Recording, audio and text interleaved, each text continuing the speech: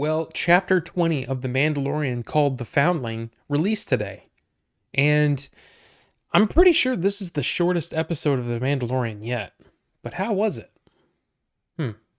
Now, just like always, weekly episode, yeah, I'm going to be talking spoilers for the past episodes and this one.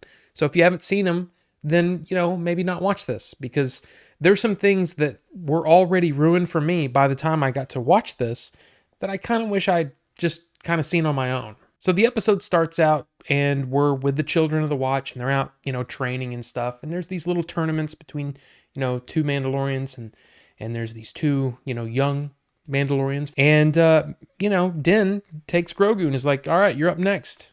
And he just kind of keeps looking up at him. Look, it's cute. It is cute, and they do this little thing where it's like, oh, these darts and yay, Grogu wins. And then I guess whoever he defeated gets taken by this winged monster. So they end up chasing after this thing, and they're, sort of, with their jetpacks or whatever, and their jetpacks run out of fuel. And they see the thing just kind of going off in the distance, and then Bo-Katan ship flies past them. So when she comes back, they're all like, well, we should go get him. And they're like, okay. So a lot of them go and get him. And the big guy, Paz Vizsla, right? The guy that's, that fought Din for the Darksaber and lost. Yeah, he's going along with him. And it's important because turns out that's his son they took, right? So yeah, they go and they do some things, and there's a lot of it is acceptance. I feel like this episode is about acceptance.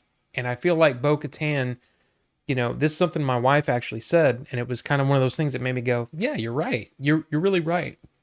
Bo-Katan has been, I guess, abandoned by all of her former followers, and finds herself with these people, the Children of the Watch, who she actually looks down on, and yet they've accepted her.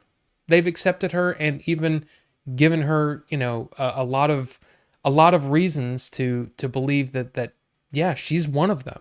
And it's kind of a different feeling than what she's been through in the past. Kind of a cool thing. Anyway, so they get up there and there's a nest of these, those little babies, and the guy's like, that's my son. And he like runs up there, and the little babies attack him, and then the mama bird thing monster starts attacking them, and then things happen, and they defeat the mama bird, and then they get back, everybody's okay, and then they kept the baby birds monsters things. I don't know. It's weird. Now, Grogu stays behind with all this, right? With all this going on, he's hanging out with the armorer. Now, armorer is basically saying, hey, I'm going to make you your first piece of armor. You're, as a foundling, this will protect you, and blah, blah, blah. And while she's making this piece of armor, he's remembering things. So we get this flashback, this lengthy flashback of him escaping the Jedi Temple when Order 66 is going down. And it turns out that Ahmed Best is the Jedi. Well, I mean, the actor plays a Jedi that saves Grogu. And if you don't know who Ahmed Best is, look, he was Jar Jar in episodes 1, 2, and 3. And look, if you do a little bit of looking into Ahmed Best, he had some troubles. And the fact that the fans completely ripped into him, and of course Jake Lloyd as well, both of them have had depression issues and all kinds of things. So to see him back and being a part of Star Wars again, look, I can't deny that. Well, number one, I like Jar Jar. I do. I will say that for a long time I didn't, but over time I got used to him, I guess, and I like him. And then in the Clone Wars, he has some really interesting episodes, which made me love Jar Jar. So look, especially Ahmed Best, a young actor comes in, thinks, oh my gosh, I'm going to be the first digital character in a Star Wars movie. This is going to be amazing. And the fans completely reject him. And it's got to be a tough thing. So anyway, kudos to Ahmed Best for taking on this role. And I'm really, even though it was, it's got a little bit of the cheese factor going on there. I'm still won over by that because look, I think Ahmed Best deserves better. So when they get back, everything's cool again, and turns out Bo-Katan's lost a piece of her armor. So the armor's like, "Hey, I'll make you a replacement." And so they're going in there and they're talking, and she says, I'm talking about Bo-Katan says, "Have you ever seen a mythosaur?" And she's like, "No." And she's like, "I did." And she's like, "Really?" And she's like, "Yeah, like a real one." And then the armorer says, "This is the way." And then the episode's over.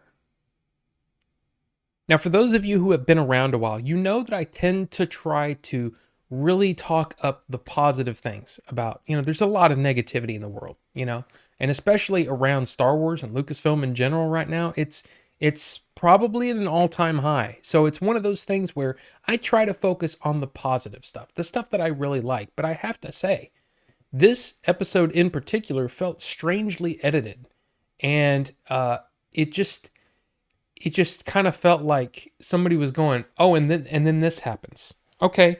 And then this happens. Oh, okay." And then that's how the script was made. The thing is, I have to be honest here, and I'm just not feeling this season of The Mandalorian so far. And I don't know if it's because I've been watching so many really like excellent shows, well-paced, well-edited shows, House of the Dragon comes to mind, Andor comes to mind. These shows that were just like, wow, it was like a masterclass in storytelling every single week. Last of Us is another one, just like wow. So with this, it just feels incomplete, or I don't know. It just something's not right, and I don't really know what it is. But I, like I said, that's how I'm feeling right now about this season. Now, before we go, I will mention that this was also directed by Carl Weathers. So that's one of those things where it's like, oh, that's interesting. I didn't like the editing though. But anyway, I'm kind of curious though. Is everybody feeling the same way about The Mandalorian as me, or are you still really liking it? I mean, are there things that I'm just missing? Like let me know. Let's talk about this because I really feel like I need some help because I want to love it and I'm just not. So anyway, let's talk about it in the comment section. But thank you all so much for watching, and we'll see you on the next one. So strange thing, when they get back, everything's, hunky dory, I guess. Hunky dory.